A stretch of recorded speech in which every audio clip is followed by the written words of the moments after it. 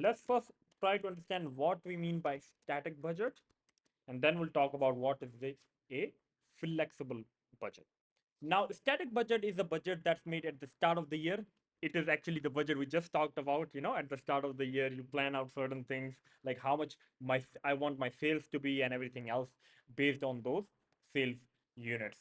So that's what static budget is. So this is a budget that is prepared at the start of a year or accounting period, however you want to look at it. Usually the accounting period is in a year. So let's think about it yearly. Now you might say, okay, then what is a flexible budget? So to help you understand the need for flexible budget and what it is, first I want to show you the problem with static budget. Okay. So what will happen is, let's say this was my static budget. For the sake of argument, let's say my sales in the static budget were 1,000 units, and my sales revenue for those 1,000 units was around, let's say, $100,000. Okay. And based on those units, my direct material that I should have spent money uh, equal to would have been worth, let's say, the goal was to spend $30,000 on material, uh, 10,000 on labor, and let's say manufacturing overhead. Okay, let's say 5,000 on the overhead. So let's say this was my goal, right? I wanted to sell 1,000 units, and I wanted to make a sales revenue of $100,000, and my material I wanted to be 30,000, and so on, things like that. Now let's say the year passed. So at the start of the year, I planned out these things. Now let's say the year passed, and we have the actual data. In reality, I was able to sell 800 units, so I made a revenue of 800,000. My material was, let's assume it was 25,000. My labor was 9,000, and my manufacturing overhead was, let's assume, 4,000. Now there's a problem. The problem is, let's compare both of them, right? Let's see where we went wrong and where we did a good job.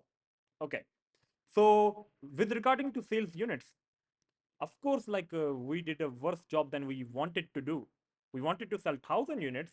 However, we are only able to sell 800 of those units.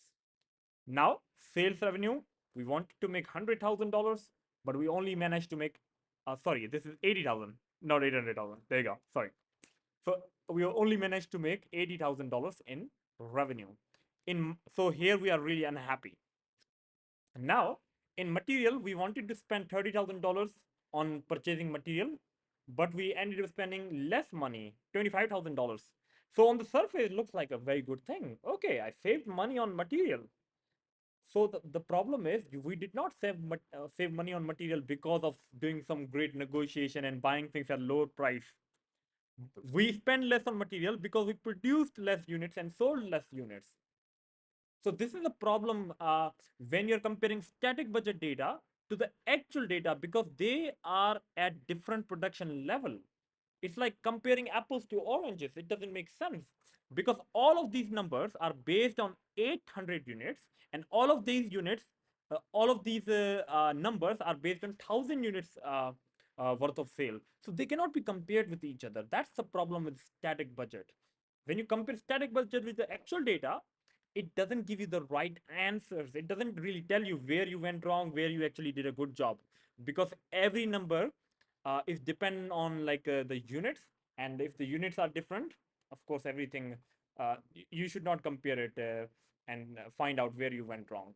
That's where the flexible budget comes into play. So let me explain what flexible budget is, and then we'll talk more about it. Flexible budget is a budget that is prepared at the end of the accounting period or at the end of the year, usually based on actual level of activity. Means what will happen is, after the year has passed, now the company will produce another budget based on 800 units to see, when selling 800 units, how much money we should have made from sales, how much money we should have spent on materials, how much money we should have spent on labor, and now you can compare the budget, means how much we should have spent on everything based on the units, and the actual how much we actually spend. Now you might say, um, then how would we make budget at the end of the year? Very simple. We learned standards. Standards are basically how much it should cost us to make one unit. We use the standard data to find the total budgeted data. Budgets are prepared from the standards that we already created at the start of the year. So how it works is standards are created, then with the standards we create the budgets, and after the budget, of course, the year passes, and then you compare the budgeted data with the actual, but not the static budget. At the end of the year, we'll create a flexible budget based on what actually happened, and then compare the numbers. Means at this production level or at this sales level, what numbers we should have had instead of what we have. So in the next video, I'll show you how why the flexible budget comparison with actual is a lot, like that really tells you the problem, like in this where you're going wrong and where you're doing a good job.